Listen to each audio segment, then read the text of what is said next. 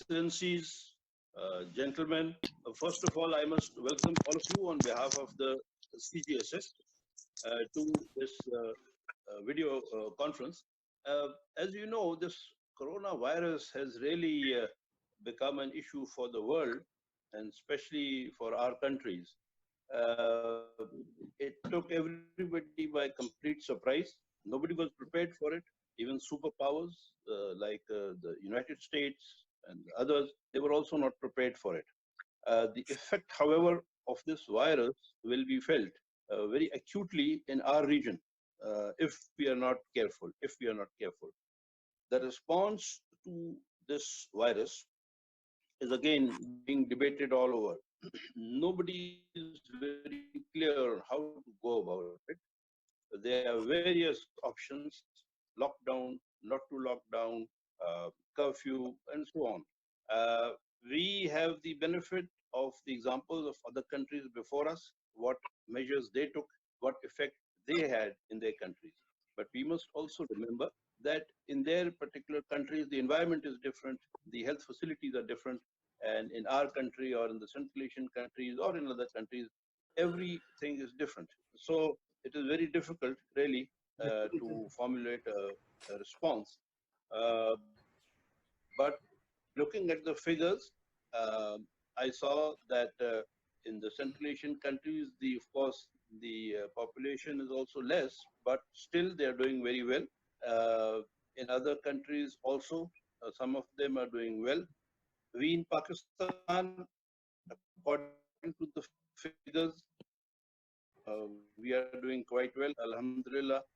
When I say quite well, I mean as compared to other countries. But still, I don't think we have reached a peak, and so we're keeping our fingers crossed. So in this connection, I recall yesterday our foreign minister also spoke to Mr. Noor, the Secretary General of the SCO, about formulating a response, and which I had suggested to all the ambassadors also that we could also have a joint strategy and recommend to the SCO Secretariat to have a joint response. So I will not take much more of your time. I will request the ambassadors to give their viewpoints on the virus and the responses in their countries and how successful it has been. Thank you. Thank you very much, sir, for your remarks. Before we go to our respected ambassadors for their input, I would first like to go to Lahore and request Brigadier Mansoor Saeed. Brigadier Mansoor Saeed is now part of the Pakistan government's volunteer program. You all must have heard the Tiger Force, which the Pakistan government has made. This is a force of volunteers which is now working to help the coronavirus patients. And Brigadier Mansoor is also part of that volunteer force. So just in few minutes, he will explain you the measures the Pakistan government is taking. Over to Brigadier Mansoor. Thank you, Khaled.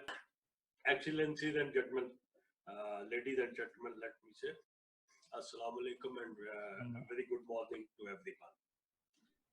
From Lahore, as Khaled has said, I am Brigadier Mansoor Saeed, of course, Senior Member Advisory Board CGSS, and it's a great privilege and honor for me to be forming part of this august panel. I am thankful to CGSS that while maintaining the desired social distancing, it has embarked upon organizing online video conferences on important obtaining global and regional situations. As Colonel Khalid was just telling you that the Prime Minister of Pakistan has very recently announced the formation of a Tiger Force, basically a volunteer force. And from the Punjab government side, I have become part of it. And I would like to share with you its dynamics and what is in fact is being planned and how we foresee this force to be performing on ground. Now, In Pakistan, you people must already be very well informed by media and by your own interactions as to what steps the government is taking on to fight this pandemic, which, as Jaffrey said, was all of a sudden, and nobody in the world was prepared for it. And let me say that even now, it looks as if very few countries are getting ready, or they have been able to, take certain steps and measures that they can control it, or they are on the verge of controlling it. But still, it seems to be uncontrolled. Now, sensing the severity of the epidemic in the coming days, under which the country may have to, in the worst case scenario, move into a total lockdown for a considerable length of time. That is why the Prime Minister of Pakistan, Imran Khan, he announced this program. He said that the entire world was struggling to overcome the spread of COVID-19, adding that China had thus far been the only country to successfully overcome it. He said Beijing had only been able to manage this feat by placing 20 million people under lockdown, which was not sustainable for a country like Pakistan, and very true. If Pakistan was to go into the same situation, locking down, complete lockdown, so it's a tunnel. On one side is a complete lockdown, standstill of all the activities, people locked up in the houses doing nothing. And on the other side, for the countries like Pakistan, there is another pandemic waiting, that is the economic disaster. So countries like Pakistan, they have to, where the poverty ratio is more about 25% of the people are labor class, or they are living under the poverty line. And then with this lockdown coming into force, majority of the middle class is also going to be, looking for help from the government and from other people. So it is going to be a really a very difficult situation. But as we say that you have to prepare for the worst, so this program has been announced, establishment of the Corona Relief Tiger Force, a volunteer initiative.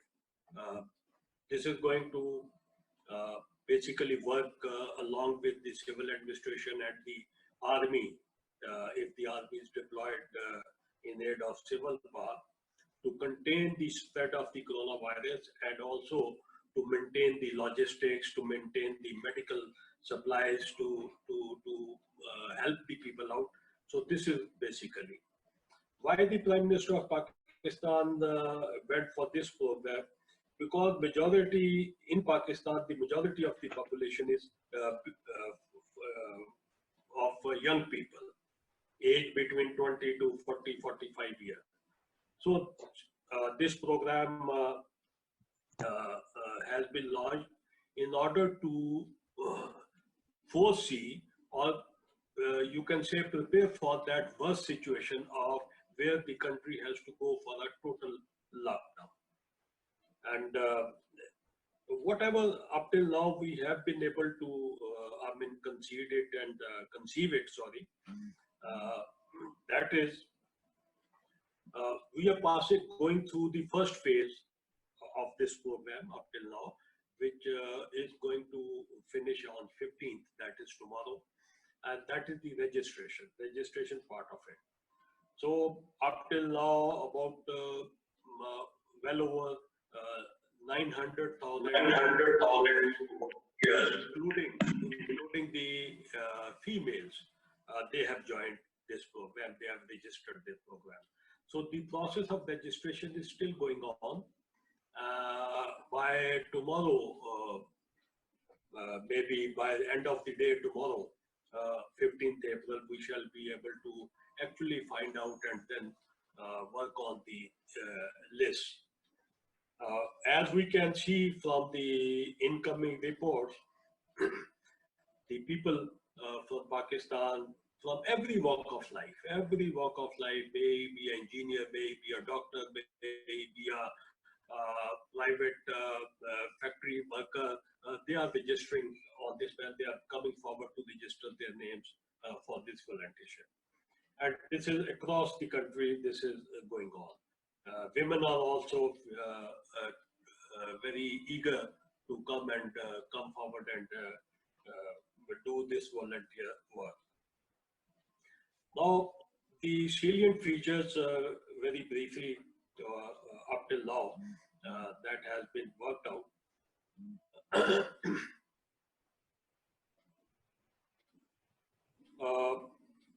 As I said that about 900,000 people, they have already signed up this volunteer force.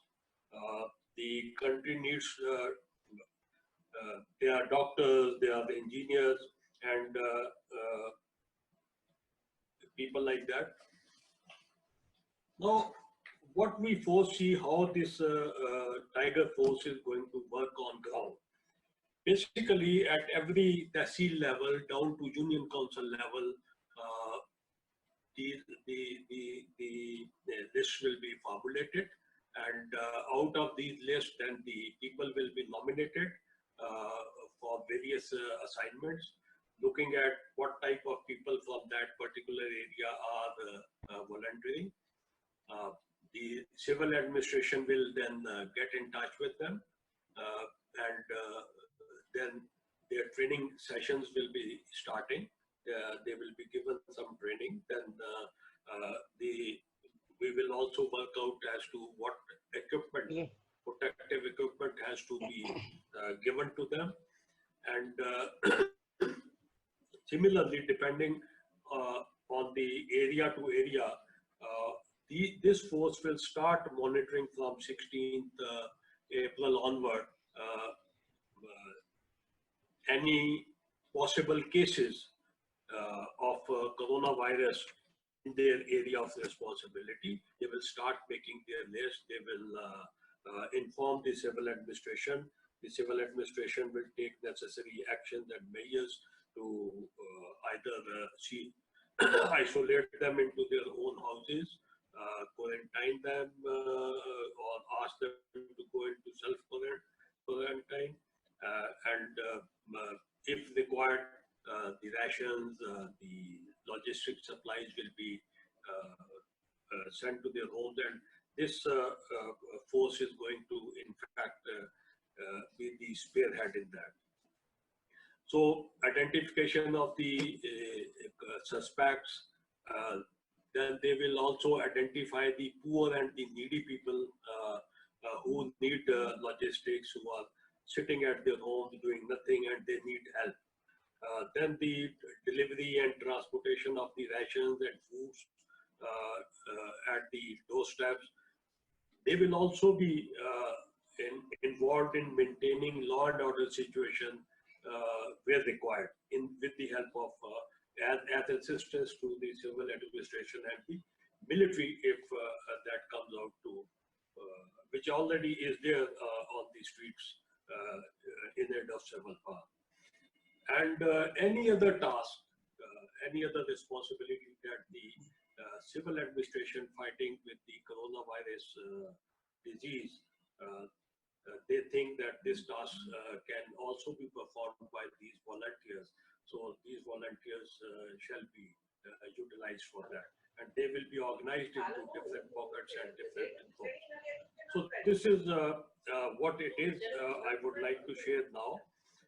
But with the passage of time, as the things move on, we are definitely going to have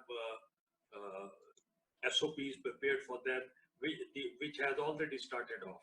So the SOPs will be soon in place, and this force will be working as a help to the government or the civil administration. So that is what I have. If you have any questions, I shall be glad to answer those. Thank you very much. Thank you very much, sir. The question answer session will be at the end. Okay. The question answer session will be at the end. Now, I would like to invite, we will start from the alphabetical order, and I would like to request the ambassador of Azerbaijan and his team to please tell us about whatever is happening in Azerbaijan for pandemic. His Excellency Mr. Alizada. Distinguished guests, Excellencies, ladies and gentlemen, first of all, I would like to greet all of you and glad to hear all of you through this conference. And I would like to thank CGSS for organizing this conference and giving opportunity to share our views on the preventive measures taken by our countries and some our friendly countries, including Pakistan. For your information, I will be pleased to share with you the measures taken by government of Azerbaijan against coronavirus pandemic. First case, as you know, of coronavirus infection was confirmed in Azerbaijan in February 19 to 2020. And directly, in order to prevent the threat of the coronavirus disease in the territory of Azerbaijan, task force under the cabinet of ministers by the direction of the president was established, and measures started taken by the government of Azerbaijan. I will share some important measures because we have limited times.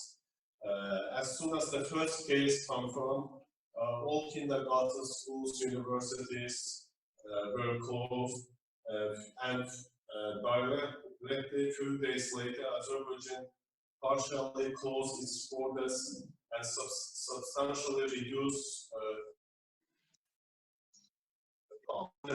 and foreign nationals are required by sending a free text message just now. Everybody who wants to go out should send a free text message to the certain service to obtain permission to leave home in order to buy essentials such as groceries, medicine, visit a medical facility, or take a necessary trip for 30 minutes, for 2 hours, and for 5 hours. So these strict measures were taken, and it is continuing in the present time as well as public awareness information has been regularly shared on the social network and TV. Persons above the age of 65 are prohibited from leaving their homes, and the government provides assistance to those seniors who live alone. Government provides the daily needs of this person aged above 65. Non-essential employees of public and private institutions were sent on a paid leave in our country as well. Entrepreneurs will receive, and volunteer organizations are involved in fight against COVID-19 with the government. They deliver essential products to the needy people, especially those who are above 65 years old. Then some also measures taken to supply our population with masks, considering the current global war for face masks. Azerbaijan launched its own surgical face mask production that is designed to cost satisfies the country's domestic needs. Then the most modern hospital of Azerbaijan, for 575 beds, called the Unique Clinic, was recently made available to corona-infected patients by the instruction of the president. in March this year, 3 new hospitals with a total of 500 beds were commissioned in 3 cities of Azerbaijan, as well as plan to build and commission 10 modern modular type hospitals with 200 beds each shortly as well. And then over 15,000 Azerbaijani citizens were evacuated and brought back home from different countries. They were placed in quarantine in 4 or 5-star hotels in the capital city, Baku, and in the country's region, and all expenses are being covered by the government. Around 70,000 coronavirus tests have been done till now, and for today, also 1,098 confirmed cases, and 250 of them already recovered. And unfortunately, we have also 11 deaths as a result of this badly disease. As well as economic and social impact, I would also like to share with you. To mitigate the economic and social impact of the COVID, President of Azerbaijan allocated the largest share of the GDP,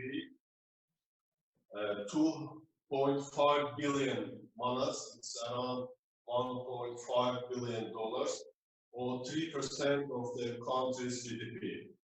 And it is the, I think, the largest share in the post-Soviet area to help in our country to help combat the coronavirus pandemic.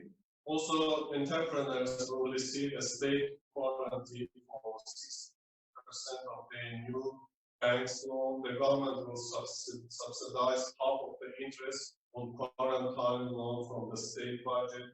The salaries of doctors serving coronavirus-infected people have been increased 3, 4, and 5 times. Then the fund to support fight against coronavirus aiming to take preventive measures and speed up the fight against COVID was established. The first vice president of Azerbaijan donated their annual salary to this fund. From the education field, we also started broadcasting videos of this year. On April 2, the Ministry of Education launched the virtual school project implemented within the cooperation between the Ministry and Microsoft Corporation, aiming at ensuring its broadcasting interactivity and increasing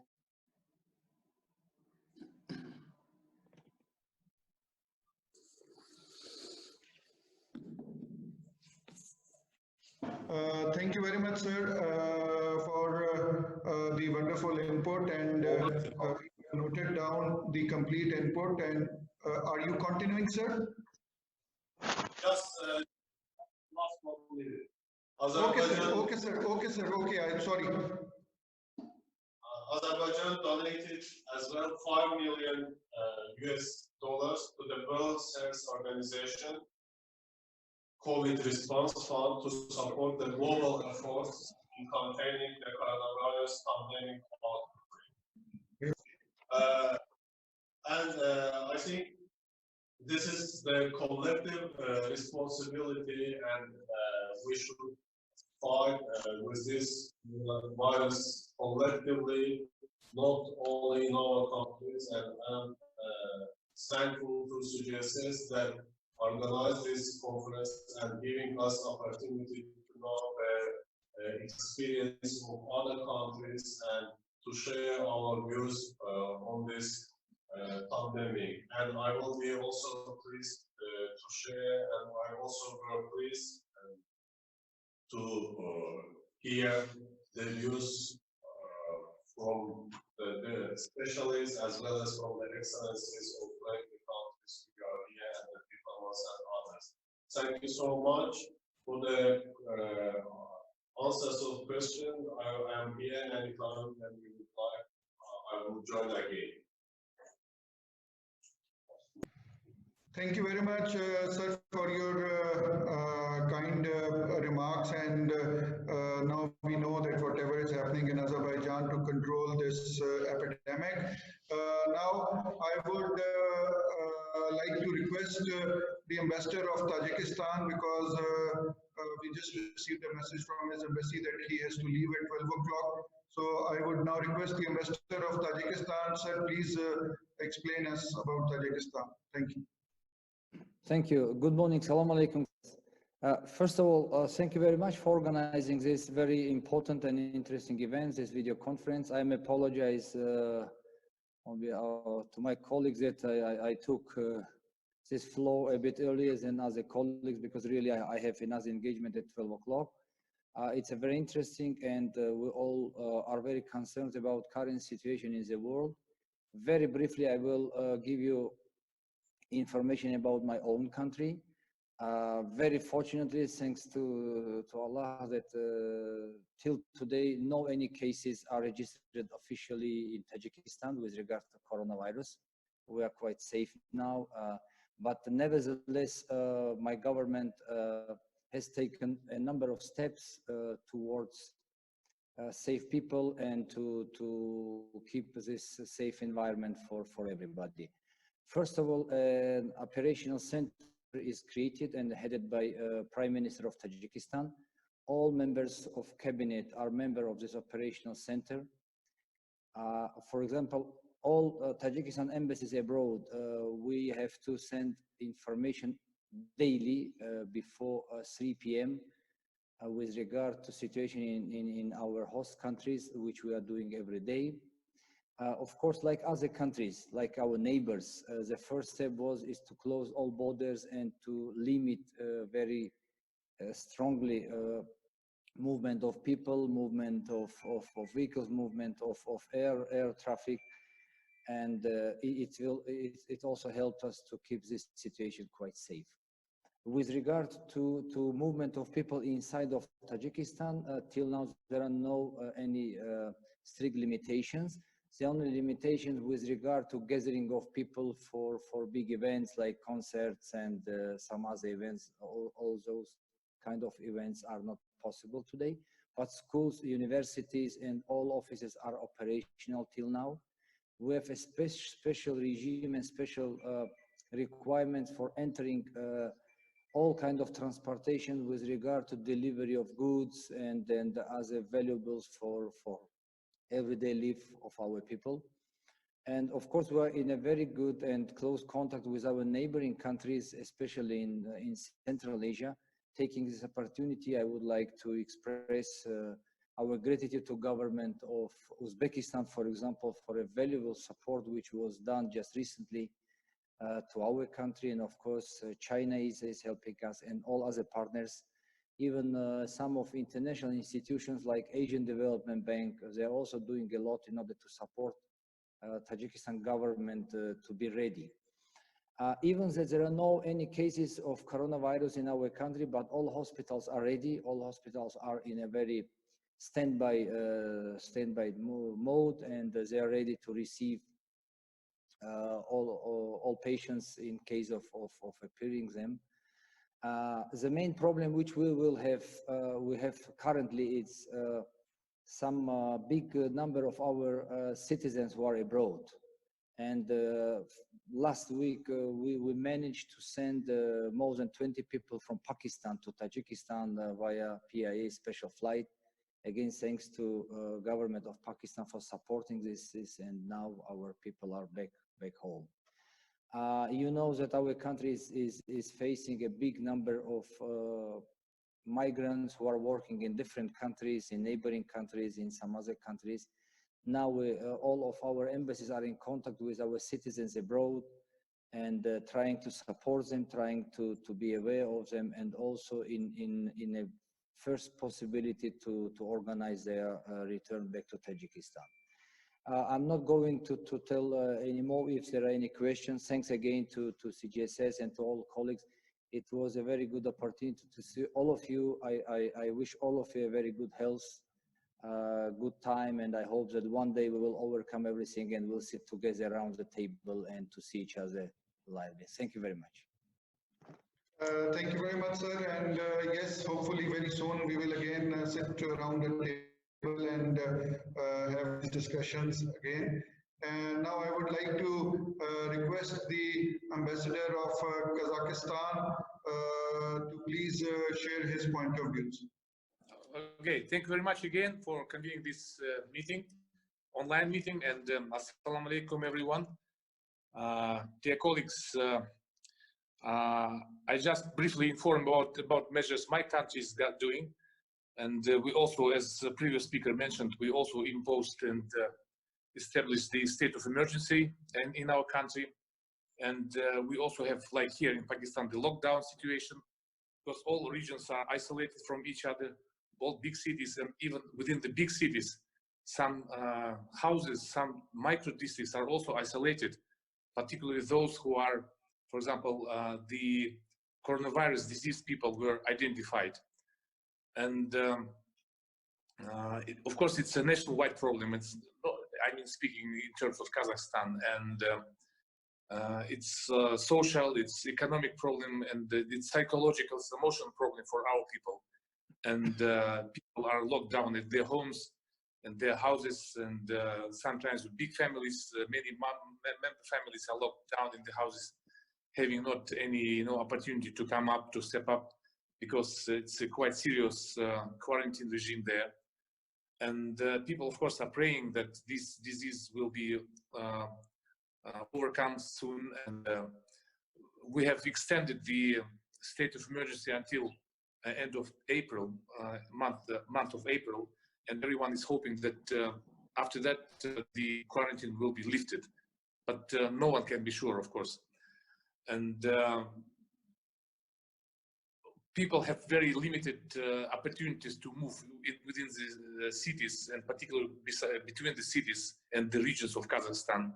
They need special passes, they need special permissions to that, particularly those who are delivering some very important services like electricity, like power supply, like food supply, etc., etc. So many things are necessary for the activities, everyday activities of the country, to keep it, stable, safe. And our government is taking very active steps to sustain the issue, to overcome the issue. And though they include, for example, medical,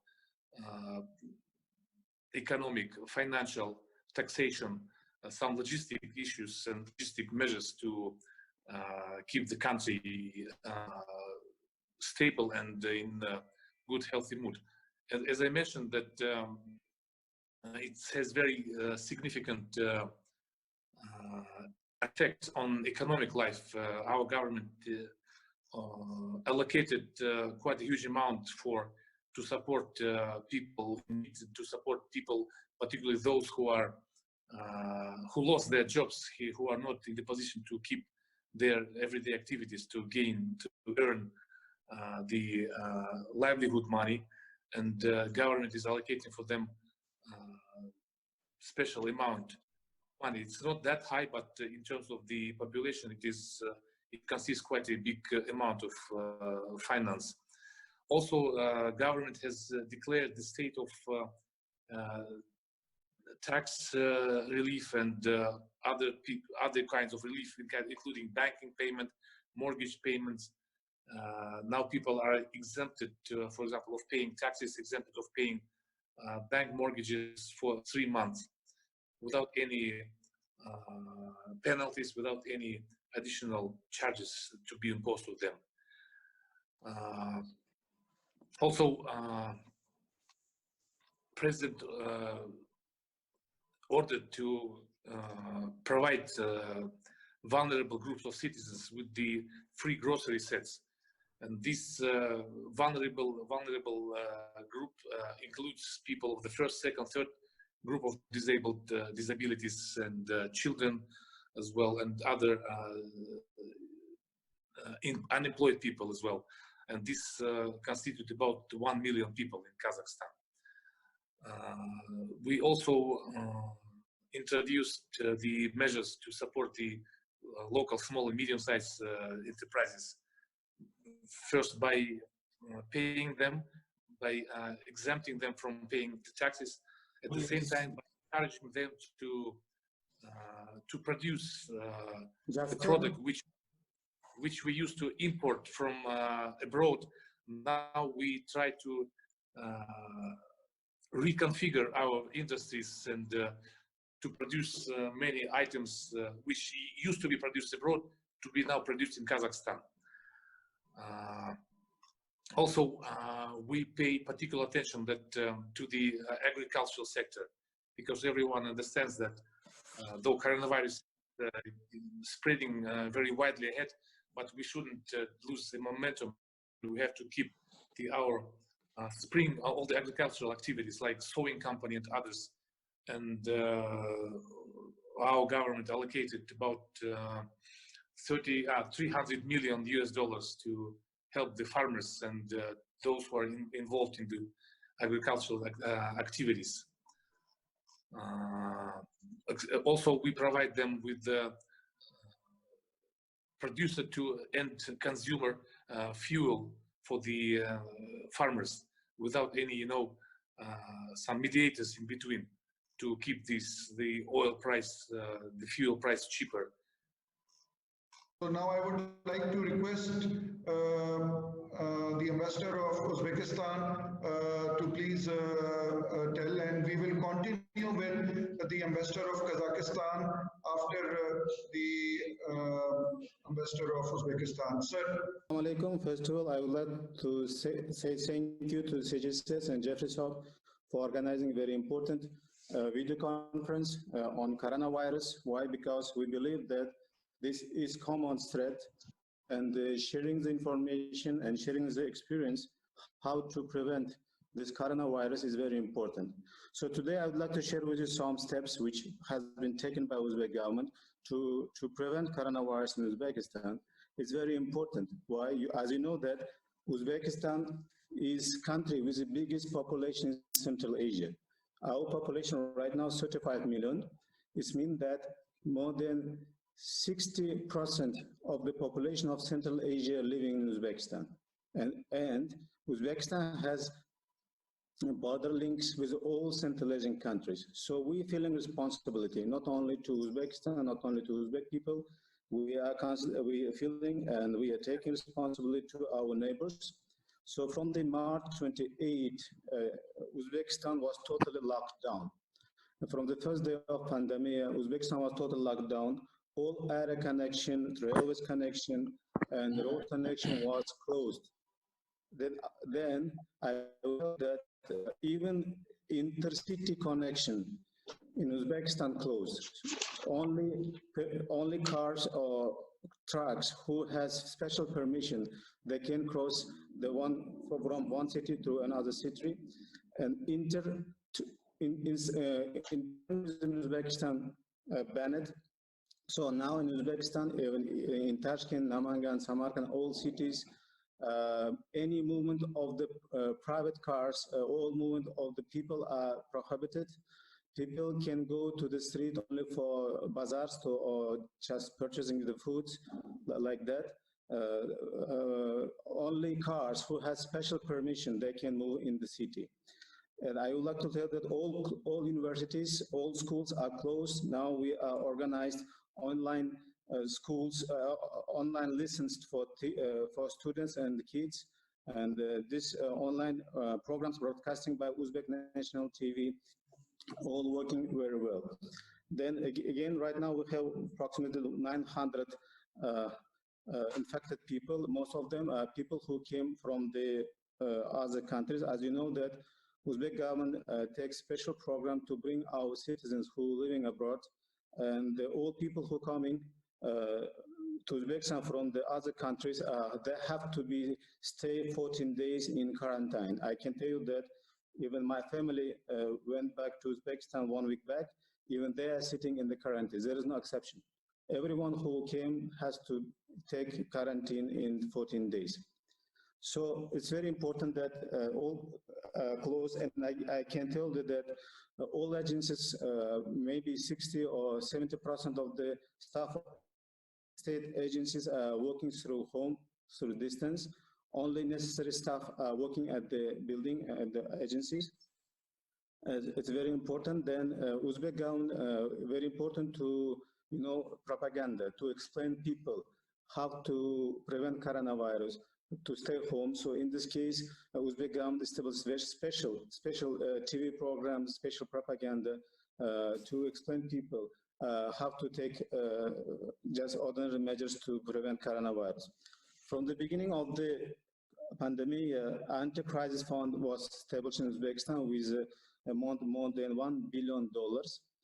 This fund will be using to prevent coronavirus, and more important, this fund will be used to support Uzbek economy and Uzbek businessmen, especially who are working for export. Then anti-crisis commission format in Uzbekistan. This anti-crisis commission are working very well. There has to be monitoring everything. And I can tell you that during the last 2 or 14 days, Uzbekistan established special quarantine zones with special hospitals. I can tell you that even I was surprised. During the 5 days, Uzbekistan was able to build special quarantine hospitals for 20,000 people. Even my family now there is very good condition. Everything provided, food, conditioner, everything. So in this situation, more important to support economy and the business, and unfortunately, of course, because of coronavirus, possibly will be financial and economic problems. So in this case, it's very important to prevent possibility of the economic crisis and other things. So in this case, Uzbek government take very important steps to support people and the economy of Uzbekistan and businessmen. For example,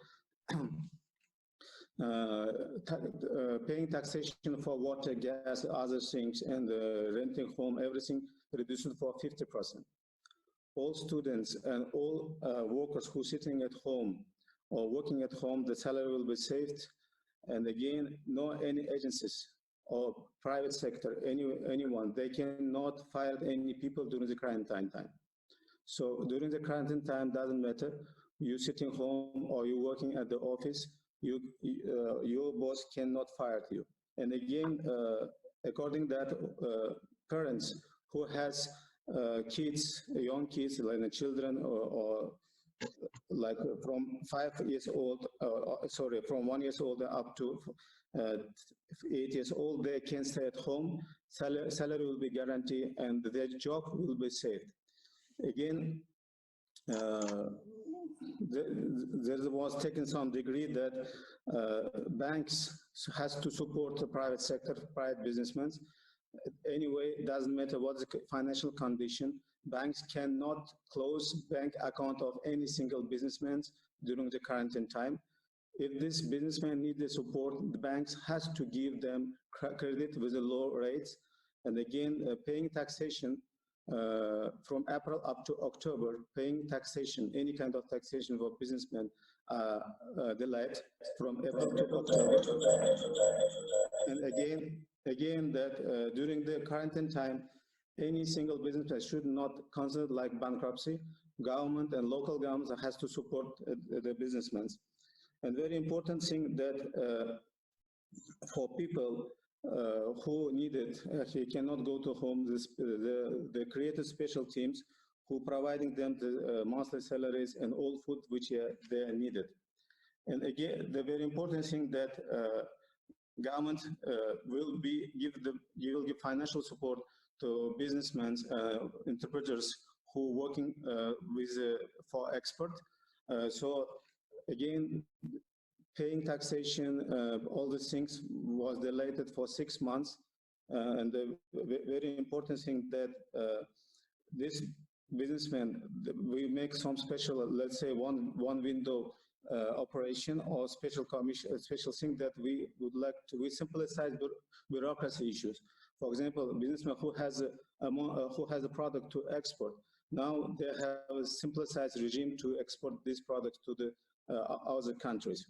I already mentioned that Uzbekistan locked down, but cargos and the trade, all things are going on. So Uzbek businessmen who are ready to export their own products is allowed. And Uzbek government will be support all these issues. And again, that the payment for tax in the land renting is delayed up to October, and the businessmen and the private sector, others, they can pay for renting the house or renting the land for 6 months. And the hotels, as you know, that now tourism is stopped, unfortunately, because Uzbekistan, according to the international organization, Uzbekistan become one of the very attractive touristic destination in the world. So, but unfortunately, because of pandemic, tourism was stopped. In this case, Uzbek government will give special financial support to touristic agencies and hotels. For example, hotels and touristic agents are free for paying any kind of taxations. We would like to keep this system, so they will not pay taxation, they will not pay any renting things. Because we believe that tourism is one of the main of the economic sector of Uzbekistan. And again, as I mentioned that we very closely working with all embassies working with our Uzbek citizens who living in the different countries.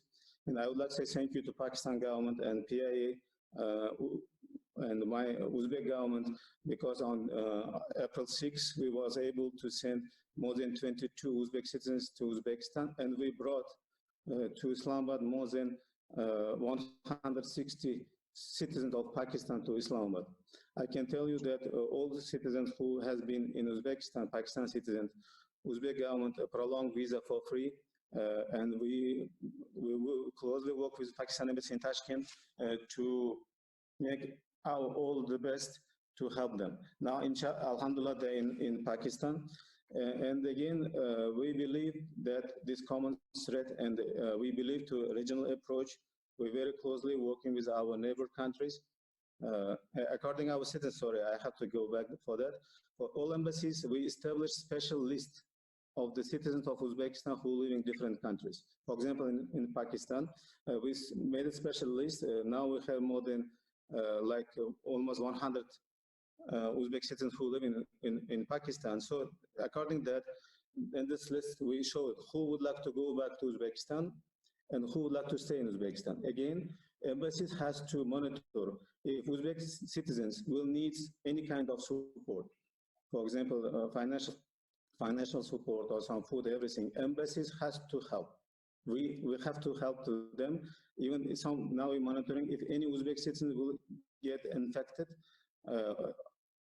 by coronavirus. Uzbek embassies has to take control on this situation and do everything to help these people, family of these people. For example, in the United States, once Uzbek family has infected, now Uzbek Consulate of General and Uzbek Embassy is very closely working, supporting this family.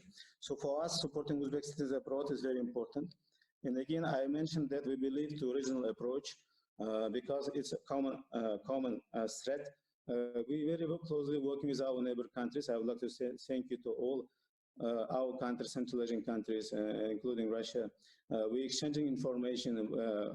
Every day, our doctors, our specialists having special video conference to discussing how to prevent these issues. And again, Uzbekistan President of Uzbekistan, Shavkat Mirziyoyev, sent humanitarian aid to our neighbor countries. It's like goodwill of support our neighbors, and we believe that this kind of cooperation could help to everyone. And again, now what we did that we keep in contact with all businessmen who working with Uzbekistan and who working foreign businessmen who has businesses in Uzbekistan, to help them to keep this contact with their partners. For example, I can tell you that right now we know that some because that Pakistan-Afghanistan border is closed. Now we're trying to help to Pakistan businessmen they purchase some products in Uzbekistan, but they cannot come to Pakistan because of the border between Afghanistan and Pakistan is closed. Now we were closely working with the Afghan government, we're working closely with the Pakistan government to get permission for them to enter to Pakistan. So I'm ready to answer any questions. Thank you so much. Again, thank you for this opportunity. I have to say that we can do this on a regular basis. I think it will be very important. Sir, thank you very much. Question answer session will be at the end because now in the audience, so many people have joined in from across Pakistan. So we'll have the question answer session at the end. Now I will go back again to the ambassador of Kazakhstan because he was speaking and there was some internet problem. Ambassador of Kazakhstan. Yes, thank you, Musa. My apologies, gentlemen, for this throwing me out. It was really a technical problem. So to continue with that, about the measures my government is undertaking to mitigate the issue, to the situation with the quarantine and with this virus. So as I mentioned, we pay allowances for those who are unemployed, particularly like here in Pakistan. Like big cities always attracted wage workers, and many of them, due to quarantine and the lockdown of the cities, were compelled to leave the big cities. And going back home, they didn't have any jobs opportunities. And all of them are provided now with the, first of all, with the some allowances, 2-month allowances, and second, we have employment roadmap adopted before by the government.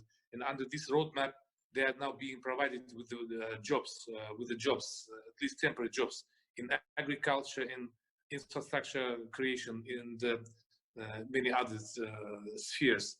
So to keep them engaged and to keep them paid, because otherwise it will be quite very socially tensed situation for our country. We also pay particular attention to the health and well-being of our medical staff, doctors and nurses and everyone.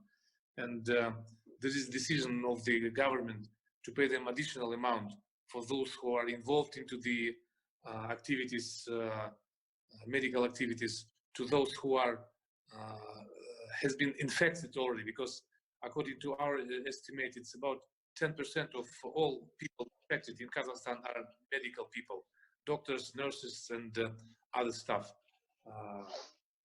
They're paid quite an amount. It's about it's a 2 million Kazakh tenge, and it's about more than $3,000, if I'm not mistaken. We also work, speaking about the external dimension, as Kazakhstan being the part of this Eurasian economic union, we are now agreed to reduce the internal or cross-border taxes and customs duties to allow goods, particularly livelihood goods and commodities, to come freely to Kazakhstan, to cross-border, and not only in Kazakhstan, but within the countries. And as my friend and colleague, Ambassador of Uzbekistan, we have that regular meetings on all levels and all spheres of our interaction between our countries. So to exchange information, to exchange best practices. And of course, we all observe how Pakistan is working on that. And for us, Pakistan example is very important, as you have big population, very dense population. You have economic problem as we have in our country, and we can also gain from the practice implemented here in Pakistan. So back to my country. We also implemented, we are implementing that involvement, like also here in Pakistan, the volunteers, the young people who are helping those people in need to deliver food, to render them services, to help them in their everyday life, because many of the people being locked down in their homes, they cannot go out for normal activities. And young people, young volunteers, they deliver food, they deliver different kind of services. Then also I mentioned, maybe I had time to mention about the banking system. We also, the banking system is now working on restructuring the population debts, population loans, and they're not charging the interest and not charging the penalties for not paying the interest in time. And our people now, all the consumers, customers of the banks, they are enjoying that so-called the interest holidays. They're not paying for that. And it same goes to the small and medium-sized enterprises who are not able to do their business, regular business. Then they're deprived of their everyday activities. They're also exempted of paying taxes, paying other official duties, and so all the payments are deferred for 6 months so far. So these are, in short, what my government is doing, how we face and how we sustain the problem. And I hope that quite soon this will be over, this situation with the coronavirus, that the vaccine will be invented, because all the bright brains of the whole world are working on that, that the vaccine will be invented, will be starting used. I wish all the participants all the best, good health, good mood, and stay safe and sound. Thank you very much. Thank you very much, sir. There are some questions for you also and for the Uzbek ambassador also, which will be at the end. Now we will go to Russia. From Russia, the ambassador was not available. Their defense attaché is here. He will explain you that what measures are being taken in Russia. And after Russia, we will again go to the Azerbaijan embassy because there is one more speaker in the Azerbaijan embassy. So over to Russia now, Russian embassy. My name is Colonel Anatoly. I'm defense attaché, as it was mentioned.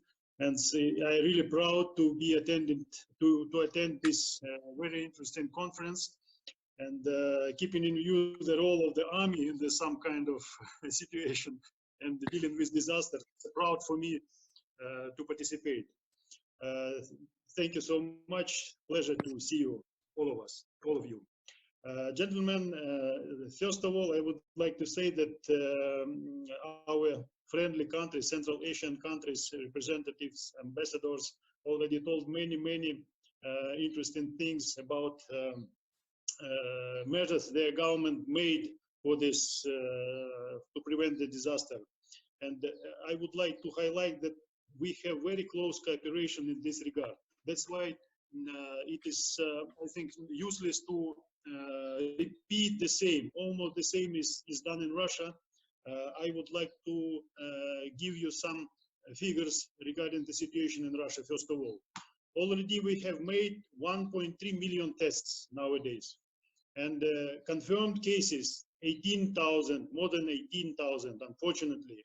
And within the last 24 hours, 2,500 confirmed cases. And 148 persons died. In comparison with other countries, I mean European or US, for example, it is not so serious, but it is dangerous, frankly speaking. And what our government is doing now is to make these measures more strict. I mean, preventive measures. First of all, restrictions towards citizens. And one of the latest is you have to take personal permission to visit any place. It is made by electronic means. You can apply for this pass, take it, and maximum 2 times a week. I am talking about ordinary citizen.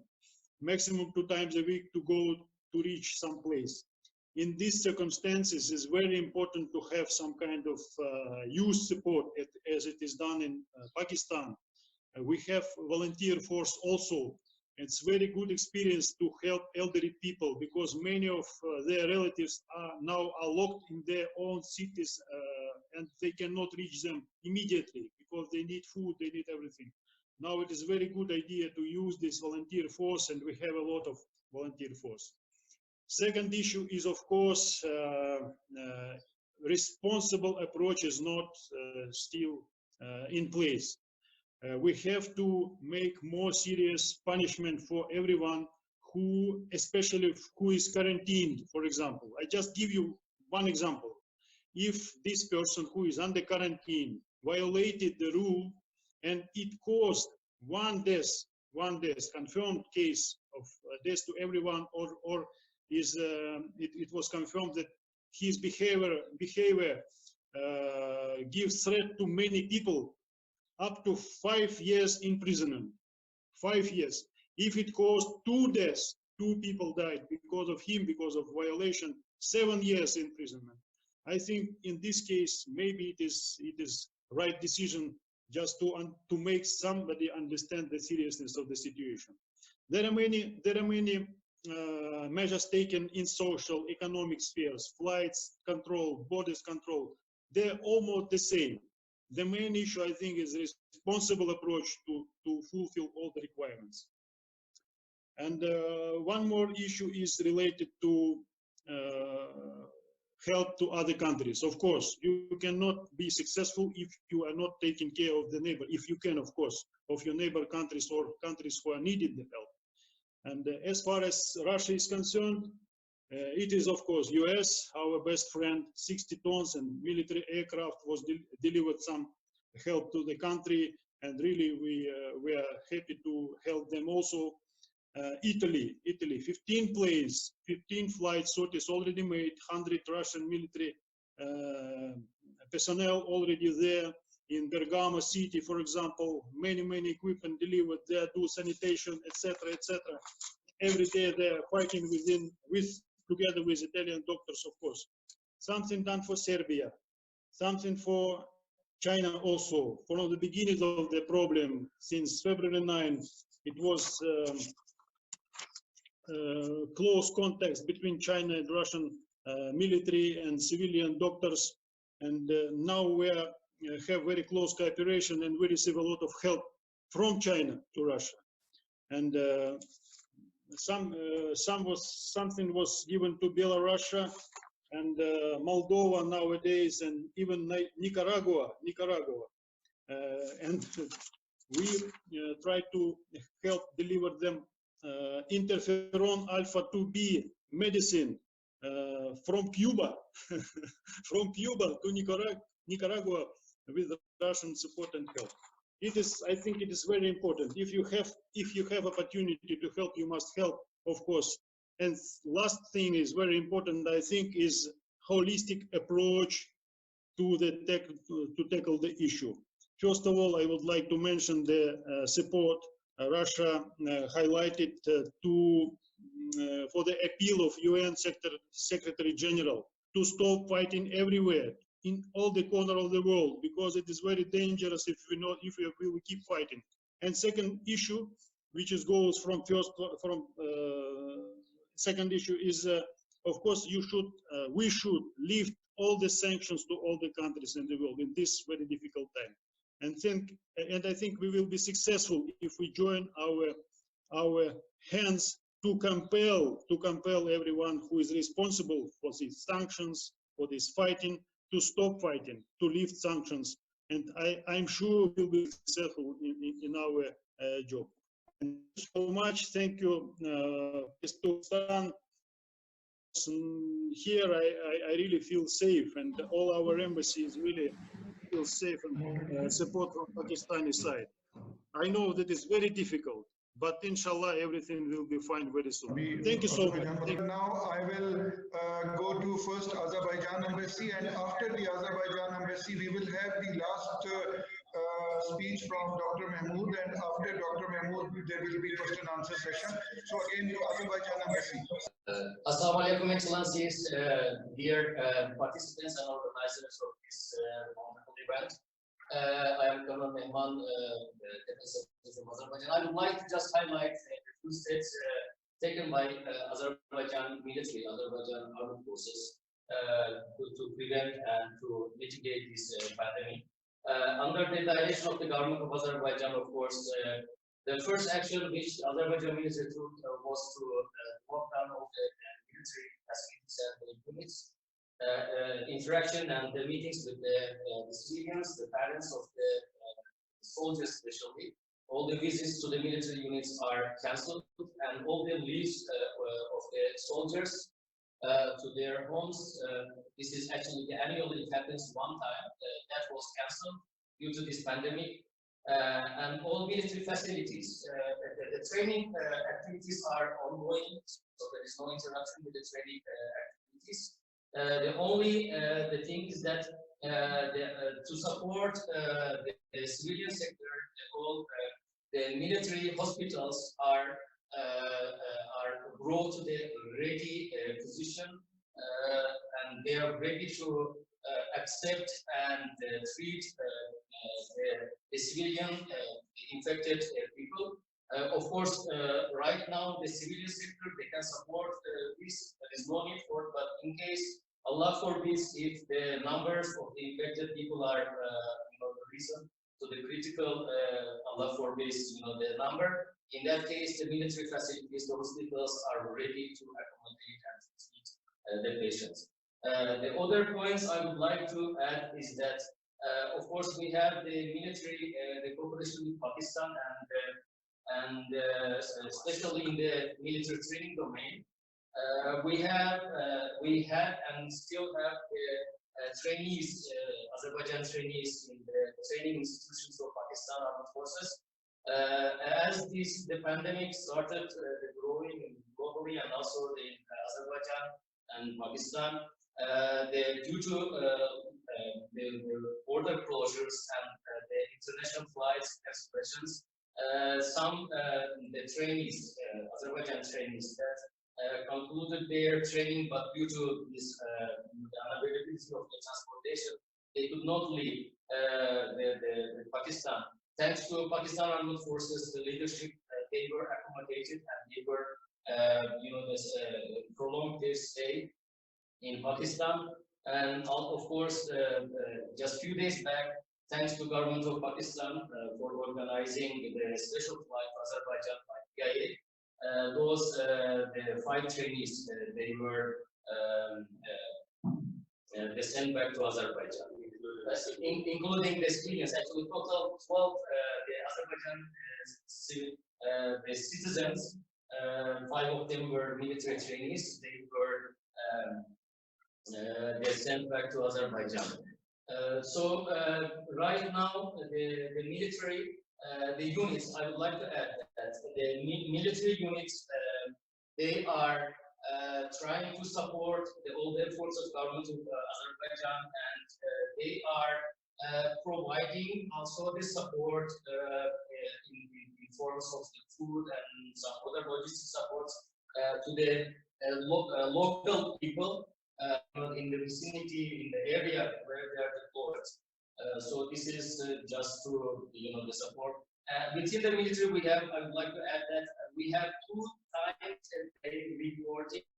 All the units, they report 2 times, and Alhamdulillah, right now there is no infected military personnel. Alhamdulillah. But 2 times a day, all the personnel, their temperature are being monitored, and the results, reports are being reported to the higher echelon. So that's it from the military perspective. Thank you. Thank you very much, sir. Now we will go to Lahore again, and we'll talk to Dr. Mahmood. Dr. Mahmood is a well-known figure, and he's an expert on the Eurasia. So he has prepared an overall paper, which he will read out. Over to Dr. Mahmood, sir. Thank you very much for inviting me and be part of this prestigious forum of CGSS. Good morning to all His Excellency from all these international countries. So we are passing through a very difficult time of human survival, which has changed the nature and composition of even the security paradigm and socio-economic production channels. So being the responsible members of international community, all the Central Asian countries have adopted a very reasonable measures to counter the ongoing human psychiatric of COVID-19. So all the Central Asian countries, despite the ongoing propaganda, especially in the West and Europe, some part of the Europe, about the denial of information or denial of the calamity status in Central Asia, all these Central Asian countries are participating, coordinating, and cooperating all the international agencies, bodies under United Nations, and especially in the last but not least World Health Organization. I would like to summarize the salient feature of diversified socio-economic measures taken by all these Central Asian countries, with special reference to COVID-19.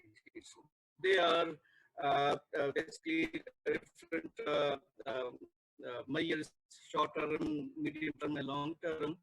But all these policies, measures, initiatives, program, and their implementations is to contain. So one part of the policy is to contain the ongoing pandemic in all Central Asian countries. And I would like to share the views of different Central Asian His Excellencies about the innovative but still very effective measures in terms of containment. So take the example of Russia, Azerbaijan, Uzbekistan, and Kazakhstan, which have already taken the lead in terms of by introducing the innovative measures to contain the ongoing COVID-19. As you heard about the using of SMS message to seek prior permission to go outside.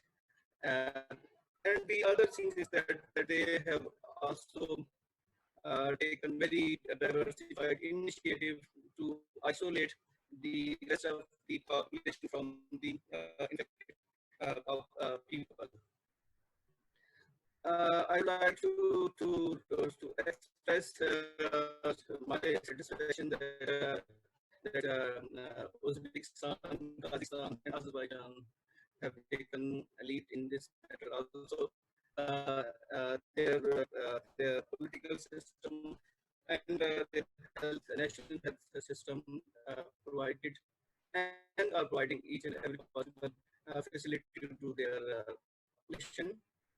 And good thing is that Azerbaijan, Uzbekistan, and Kazakhstan have increased, and also Asia have increased the salary packages of the doctors, nurses, medical staff, and other associated personnel who are fighting against the COVID-19. More than in Azerbaijan, the government has increased the salary package medical staff up to 5 times. In same cases, the Uzbekistan 4 times, Russia 3 to 4 times. So I would like to focus that all these Central Asian countries adopting the holistic approach depending on their national assessment system. So people are talking about, especially in West, that some country are not responding the request or coordination mechanism of international agencies of this standard. Dr. Mahmood sir, there is some distortion in your voice. If you have to come closer to the mic, sir. आपकी आवाज जो है ना वो थोड़ी ठीक नहीं आ रही mic के नजदीक. Yes, sir. So now can you hear me? Yes, now okay. Hello? Now okay. Okay. So I was talking about the different diversified policies taken by all the Central Asian countries, not confined to national announcement of national emergency lockdown, national level, closing of border to different neighboring countries after seeking consent and approval from the others neighboring countries. So in this regard, the telephone diplomacy has become another effective tool to mitigate the bad effects and to promote the greater regional connectivity and socio-economic integration headed by His Excellency, the President of Uzbekistan, uh, who made a lot of calls to neighboring countries, officials, head of the state, head of the governments to have a joint mechanism to fight against this ongoing COVID-19. Most recently, there was a very novel initiative taken by the President of Azerbaijan, His Excellency Ilham Aliyev, who conducted a first international conference with the Turk-speaking nations held on 10th of April with the title Solidarity and Cooperation in the Fight Against COVID-19, especially in these countries. So the Baku Declaration emphasized the importance of greater socio-economic integration, greater political understanding, humanitarian assistance, and eliminating the trade barriers in order to ease and smooth the important items of import and export amongst these countries. I would like to also share that all the Central Asian countries are helping each other, especially Kazakhstan sent humanitarian assistance to Tajikistan and Tajikistan. And same is the case about Russia, who has been cooperating with all the Central Asian countries in terms of medical facilities, testing kits, and even the financial assistance. And Uzbekistan is also has also sent humanitarian assistance to Afghanistan and other Central Asian countries. And same is the case about the Azerbaijan, who sent the humanitarian assistance to Belarus and pledged his promise and donated a handsome amount in the international emergency funds. So all the countries have taken all the good things to mitigate the socio-economic impact of ongoing COVID-19. So in this regard, His Excellency Furkut, Ambassador of Uzbekistan, Azerbaijan, Alizada, and even Kazakhstan Ambassador explained the different diversified socio-economic policies to stimulate and to reduce the mitigate ongoing socio-economic bad impact on their economies. So take the example of Uzbekistan, who has introduced one of the biggest relief package in terms of its national currency, 1 trillion soms, approximately more than $1 billion US. Kazakhstan, 13 billion US dollar comprehensive socio-economic package to its micro economy, keeping in view the bad effects on the construction industries, small and medium enterprises, SMEs, and tourism, banking sector, services sector, and same is the case about Azerbaijan and Uzbekistan. They all performed well and adopted a holistic approach to mitigate all the ongoing bad effects of COVID-19. So I would like to conclude that I may suggest some valuable suggestion input if it is allowed, or it may be during the answer question session, so that how to proceed further. because it is a virus who is badly hurting our economy, societies, and our political constitutions. So thank you very much. Thank you very much, sir. Now, I would like to request to ask the first question or query by our honorable former Federal Minister of Defense, General Naim Khalid Lodi. He is also with us. And just to tell our ambassadors that just few days back, General Lodi lost his father. His father died, and from all the ambassadors' side and from CGSS side, we would like to pay our condolences. And General Lodi sir, you can ask. Thank you very much. If everybody can hear me. Actually, instead of asking a question, I would like to, what I've gleaned from all the, first of all, are a lot of profound thanks to all the excellencies and the military attaches who participated in this very important discussion. And I think I must congratulate CGSS and you, Colonel Khalid, for arranging all this. I think what I've gleaned from all this, I'll just say that in few words and then would like that if anybody wants to like to add anything to that, because the whole summary which I got, I will just express myself. The first thing is that it is pandemic, which means that it affects all of us. So I think this approach that all of us will have to fight back collectively is the right approach, and that is what we are doing. And I think you asked the very right people close to not only our heart, but also physically to give us their experience. So I think a lot depends on the location of the country and the density of population. Then, of course, the factors which came up. The first is the self-discipline of the nation, which is very important. Because if the people are educated, if the people are well-groomed, people are well-trained, they are likely to listen what the government is saying. And secondly, is the government's ability to actually implement whatever they want to, whatever their orders are. And the third, of course, is the facility, and everybody is saying that testing is a very big facility. Quarantine facilities are very important. And then the ability of the government to make sure that in spite of the lockdown, the people, the logistics are maintained in a way that people get their food. So this is the whole thing which I have gleaned.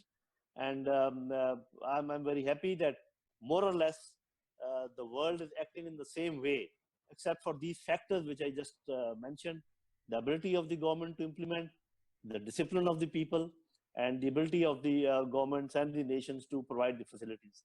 So from my side, thank you very much, all the excellencies and everybody who spoke, including the military attaches. And I would further listen to whatever goes on in the question and answer session. Thank you very much. Thank you very much, sir. We also have our Senior Advisory Board member, Brigadier Akhtar Nawaz Janjua, who's also online. Sir, do you like to ask anything or say anything to our friends from various countries? Assalamu alaikum, everyone, and upfront heartfelt condolences to General Lodi. One didn't know because one was in isolation for the last 20 days or so. So may the departed soul rest in peace, and you keep doing good deeds for him here. It was wonderful to listen to all the excellencies and the steps which have been taken in the Eurasian countries. I think Pakistan can learn a lot. As General Lodi said, that this virus is pandemic. It is dangerous, it is infectious, and it is so far there is no cure for it except the care. The care is that we have to exercise isolation and the lockdown which is there, and everybody has to be educated inside the houses and streets. People who are out, they must learn that if we want to live on and fight this virus, which is actually every human being on earth is facing this dilemma now. So we in Pakistan can learn a lot from them for whatever steps they have taken. And the government is doing a bit. The other side is the public. The general public has to chip in and stay inside, maybe for longer duration, with resolve that we can fight this pandemic and defeat it. There are nations which are doing it. We are doing it, and inshallah, the planet Earth shall win the battle against this. So I have no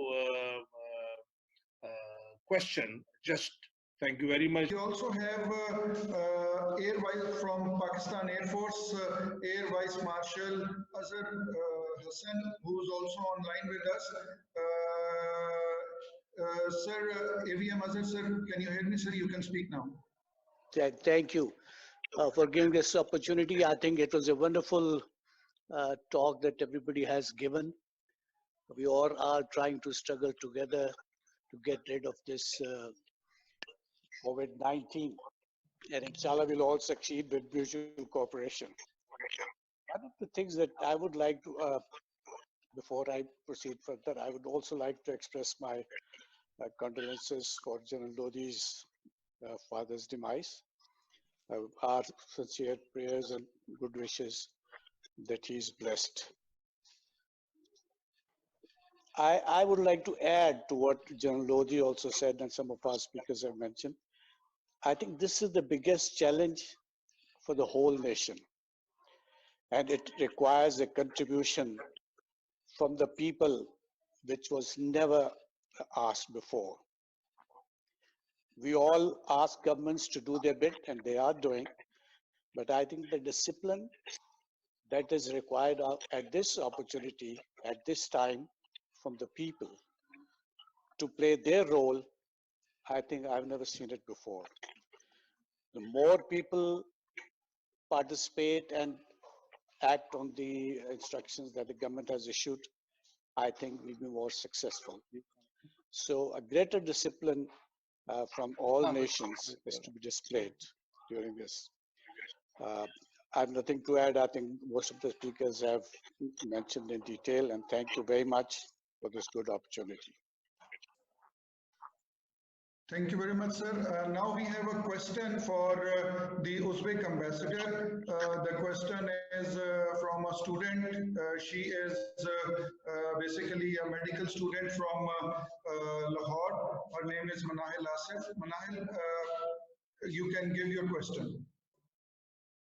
Yes, sir. My question is, as it is told that you're strengthening the relationship with neighboring countries, and your embassy will be helping the students who will be stuck in other countries and will be the patient or will be affected by COVID-19. Yeah, you mean right? Uzbek citizens? You mean Uzbek citizens? Yes, you said that Uzbek citizens that will be affected by COVID-19, your embassy will be helping. So what will be your strategies for those students particularly? Okay, I already mentioned that, you know, we have a new government, President of Uzbekistan. His main credo is to help the people, and his main credo is that government should help the people, government should serve to the people, not people should serve to the government. It's very important credo of Uzbek government.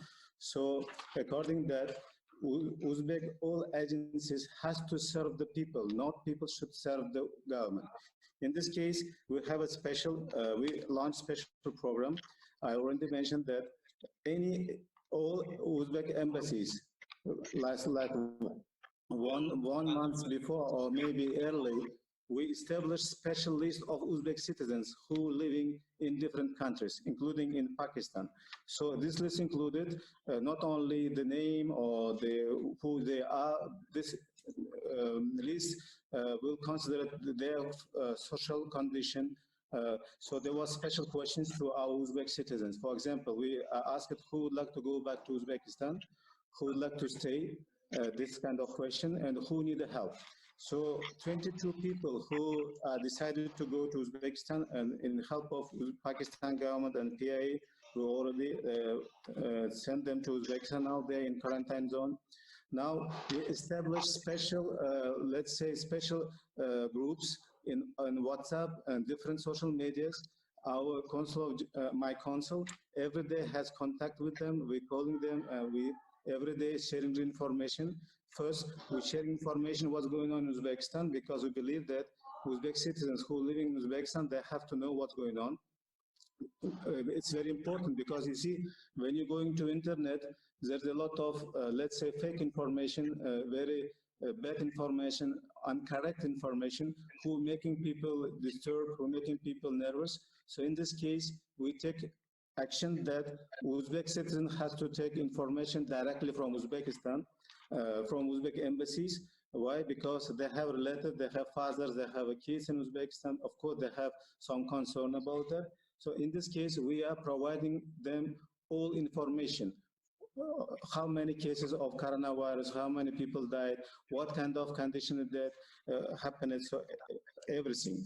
And again, we having direct contact. So now we have here in Pakistan approximately 62 people, citizens of Uzbekistan, who would like to stay in Uzbekistan for a while.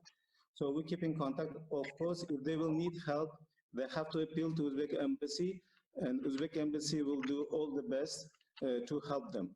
Of course, if there will be some case of coronavirus affected people who will go to hospitals, let's say, Uzbek embassy will take control on it. We will be monitoring his this situation. We will keep contact with the Pakistan Foreign Office, with the Pakistan others, and I would like to say thank you to Pakistan Army, because they said that they're ready to give us some facilities in Rawalpindi or military medical facilities.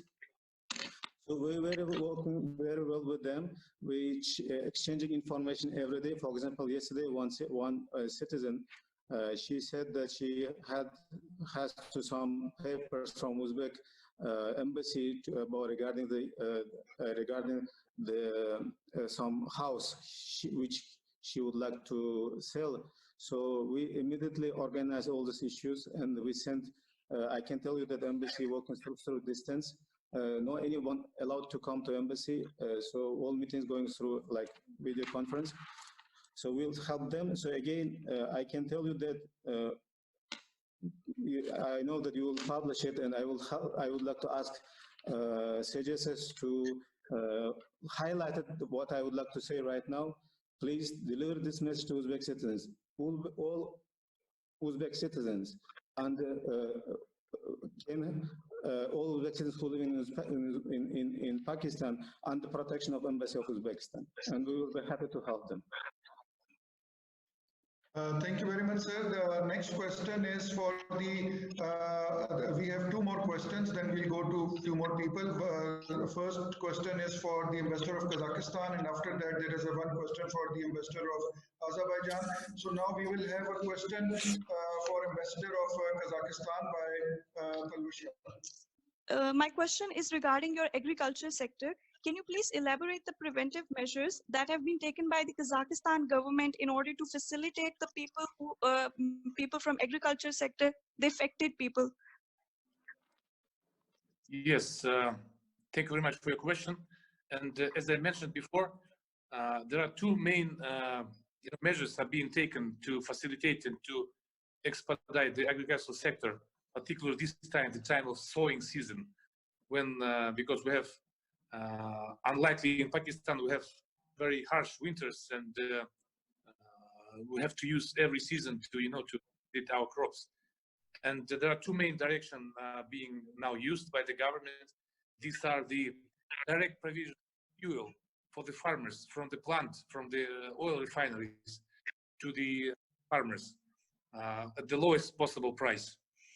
And of course, like in many other countries, the fuel price for the farmers are being subsidized by the government. And this is also being subsidized, but also all the mediators, all the parties in between are being somehow put apart, keep aside, not to intervene into this process. And the second part is that, as I have mentioned, that many people who left behind the big cities, they are also stimulated to go to the farms and to help the farmers with the agricultural, in the sowing season, and to increase the number of the agricultural labor workers. So these are the main. And of course, The third thing, which is not only within Kazakhstan, not within some particular country, but it also affects and depends on the interaction of the regional countries, like within the countries, within the neighboring country of Central Asia, within the countries of Eurasian Economic Union, when the import wages and taxes are reduced, and in some instances are also cancelled. So to expedite, to ease the trade between the countries and to stimulate the local farmers, local agricultural people. I hope I answered your question. Thank you very much, sir. Now the next question is for the Embassy of Azerbaijan. Marine will ask a question for the. Yes, please, Marine. Hello, sir. My question is for Azerbaijan ambassador. What is the situation of medical equipment and medicines and situation of hospital in Azerbaijan? Is there any international assistance you are taking? Thank you so much for the question.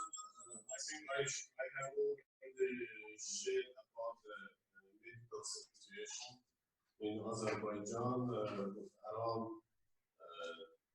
10 hospitals it is going to be built in Azerbaijan, which will serve for 2,000 patients, and as well as one new clinic was built and given for the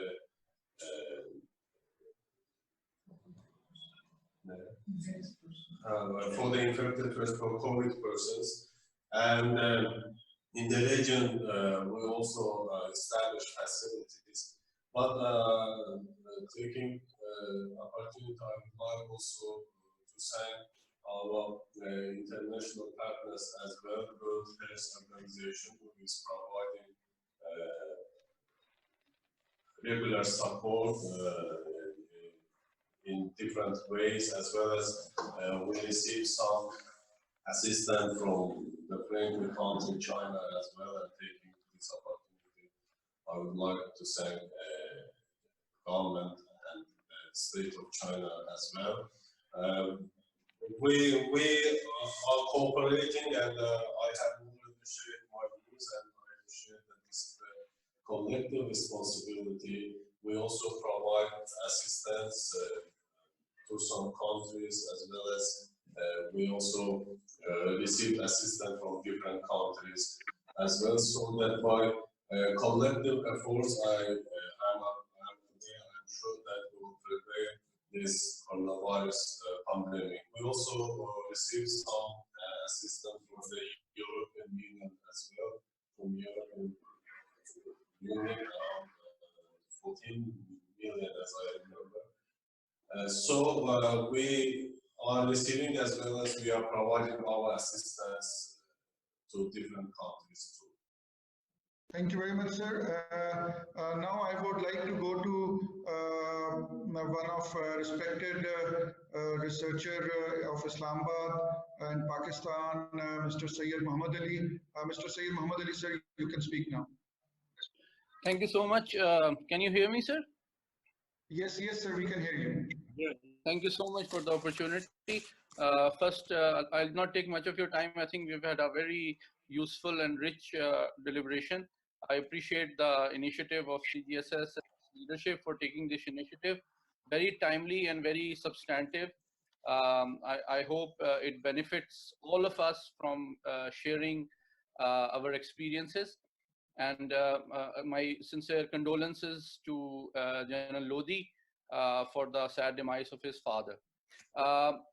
Basically, what I have learned today is that how can we manage the coronavirus crisis based on learning from each other's experiences.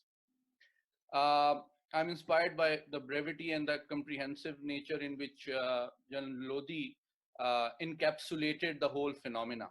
I would also make a similar attempt. I think there are 5 dimensions in which all states who are dealing with the coronavirus crisis need to simultaneously address. First is obviously the political, and in the context of political, I mean that how the state and society interact with each other in a environment in which resources are, limited, and lives are endangered. So obviously the political systems will determine different solutions in different countries. But the more trust any society has on its particular leadership will obviously help that government or that leadership better deal with this crisis. The second, I think the most important point which I endorse, General Lodi, is the cultural aspect. What is the culture of the people? Are they ready to listen to the government? Are they ready to be disciplined, organized, and careful? I think no matter, no resources, no money, no policy will work if the society is not disciplined and responsible. That is very important. And the third aspect is obviously economic. The economic impact is being suffered by all the countries. Obviously, the level and degree varies, but it will be almost, according to my research yesterday, 80 countries have sought some help from IMF in bailing out and for predicting the economic challenges that they will face in the coming months. And the fourth aspect is diplomatic. And here I have a few suggestions for all the ambassadors and also for CGSS for their kind consideration. I think the international community obviously sees it as a global challenge, but also a unique opportunity to collaborate our experiences, our resources, and also our diplomacy in sharing experiences, but also learning from each other's best practices, and also coordinating with each other at multilateral forums. And here my specific suggestion is that I think perhaps my Russian friend can respond to me later on.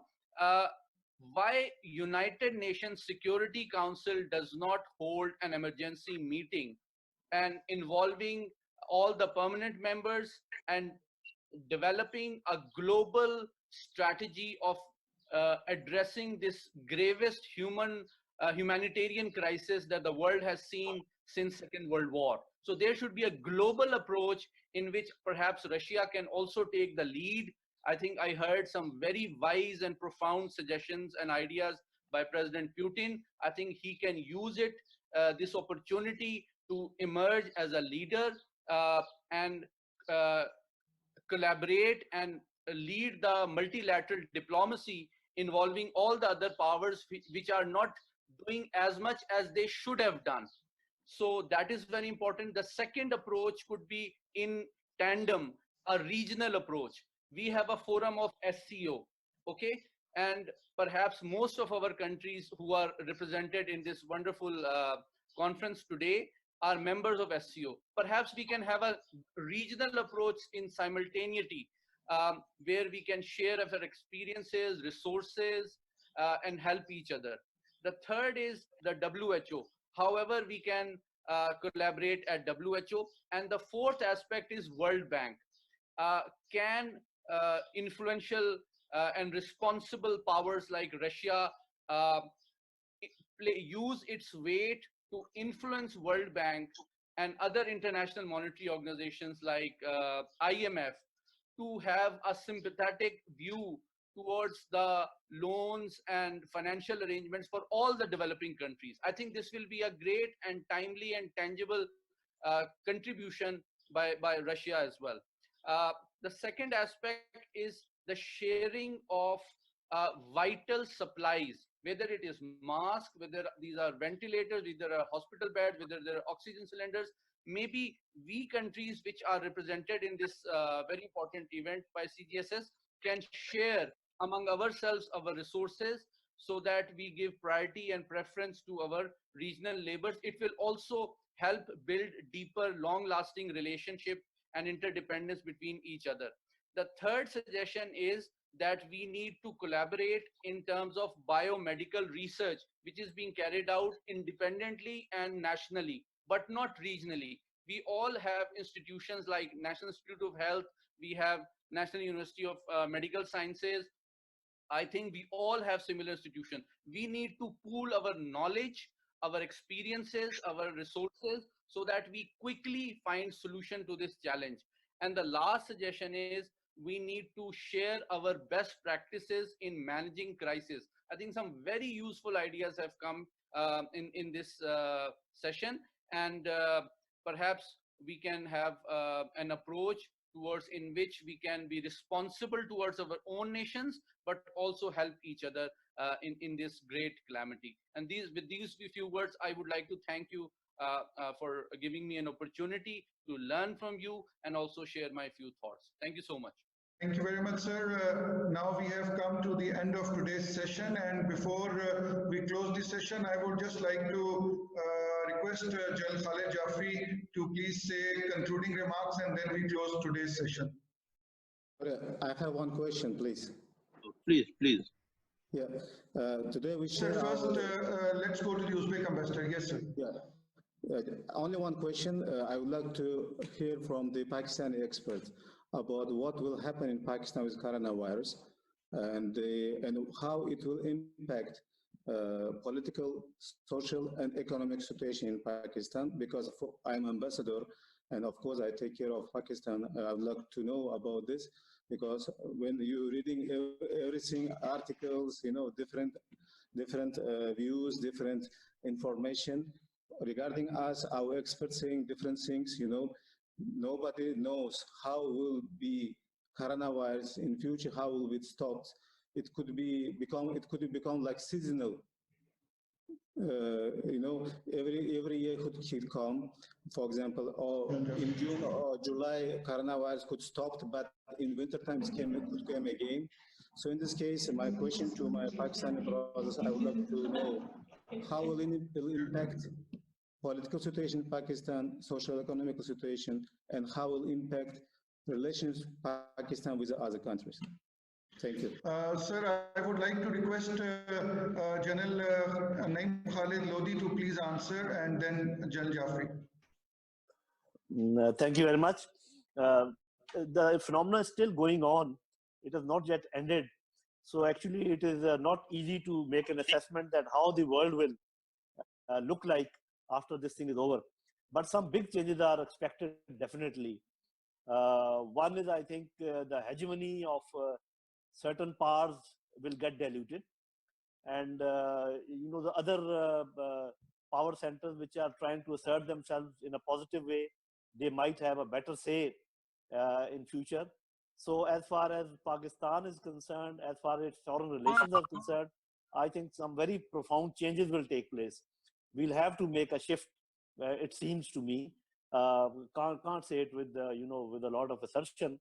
And as far as our internal polity is concerned, our internal understanding of each other is concerned, as a society, that will also undergo a change, because we are in a habit of not listening to the government,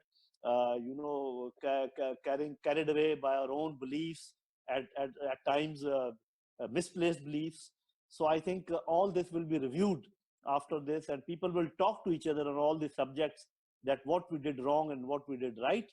And in foreign relations also, I think there will be a shift towards East, rather than, anchoring ourselves with the West. This is what I think. Thank you. Now I would like to request Brigadier Janjua, just in a few minutes, if you can, sir, tell about the religious and political effects of coronavirus within Pakistan, because since a lot of our the ambassadors are listening over here, and they would like to know that what are the religious things happening, because we see on television that somebody listening to the government about the Jummah prayer, somebody not listening. Sir, would you like to throw some light on that? I think this is a very pertinent question, and I think the religious scholars, the general religious scholars should speak on this. But as far as I am concerned, as a student, I know That there have been occasions in the past, even in Medina, where there is a part of Azan which says, offer your prayers at home. And if it can infect the people and in the process they can lose their life, I think the government's orders and where the ulama have gathered and given that decree, that should be obeyed in letter and spirit. It has been happening before, and if we abstain from and maintain this social distancing for some time, I think we would be able to go back to our places of worship in times to come. But if we do not, then we may not be able to control this virus. So the message must go out that, as somebody said, the AVM said, discipline. Discipline is must. And I think whatever government has said, we should obey. The other day I saw a photograph from the president's house. 4 people were offering prayers. There's one imam and 3 muqtadis, and all sitting at 3 meters distance. I think if there are 4 or 5 people in the mosque, that is good. Others should stay at home, offer their supplications at home, and pray that this wabah, this pandemic goes away, and then we are free to go to our places of worship. Thank you very much. Thank you very much, sir. Now I would like General Jaffrey to please say concluding remarks and to close the session. Okay, thank you, Excellencies and the participants. First of all, I would like to thank them for a very comprehensive discussion which has been carried out in this forum. What I could gather is, number one, the need for regional cooperation as far as the medical facilities are concerned, the need to exchange information, the need to cooperate with each other as far as possible, the need to cooperate with the government within the country, as is being done in the Central Asian countries, and of course the need to realize, and this is of course part of my answer to His Excellency Ambassador Furqat, who asked about what is the position of Pakistan going to be, the need to realize that this pandemic is not yet over. We have to realize that it's not necessary that it ends in June or even in December. We don't know. Nobody knows.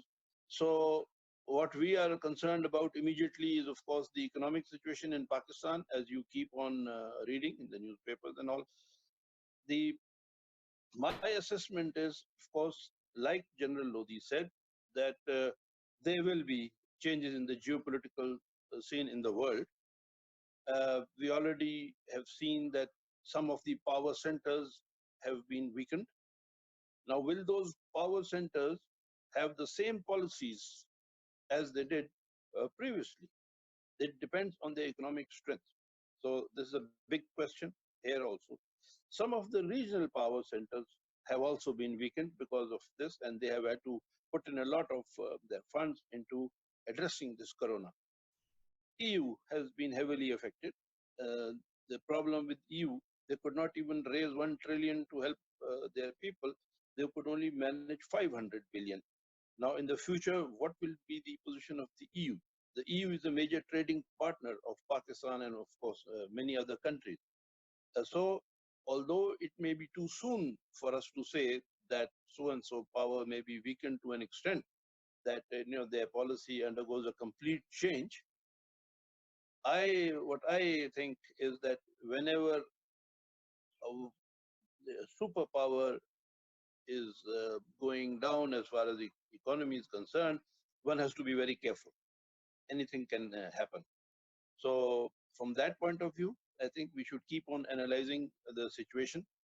As far as the sociological point of view is concerned, a lot has been said about discipline and the need for the countries to ensure discipline and the people to be disciplined.